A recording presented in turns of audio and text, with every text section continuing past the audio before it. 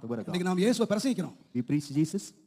நாம் வசனத்தை கேட்கிறோம். We hear the word of God. But வசனம் நம்முடைய வாழ்க்கையாக மாறல.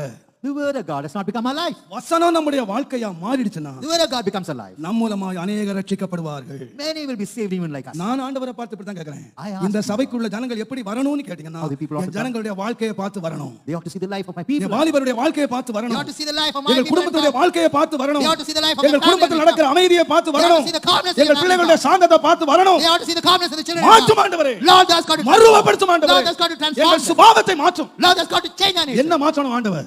God has got என்ன to change. மாற்றணும்? Yes, God has இங்க இருக்கிற got to ஒவ்வொருவரை கர்த்தர் change மாற்றணும். every one of எத்தனை பேர் விரும்புறீங்க என்ன How கர்த்தர் many of you மாற்றணும்? desire that? என்னோட சுபாவம் மாறணும். My nature has got to என்னோட change. தெருவுல பார்க்கணும். என்னோட வேலை ஸ்தலத்துல பார்க்கணும். They have to see me in என்னோட my work. காலேஜ்ல They பார்க்கணும். have got to see me in என்னோட my பள்ளிக்கூடத்துல They have got to பார்க்கணும். see me in my school. எங்க போனாலும் தேவன் என்னை எங்க வச்சிருக்காரோ Wherever God has placed me. அந்த இடத்துல In that place, என்னோட சுபாவத்தை பார்க்கணும். you have to change my nature. என் சுபாவத்தை பார்ப்பாங்கன்னா When they see my nature, அநேகர் ரட்சிக்கப்படுவார். many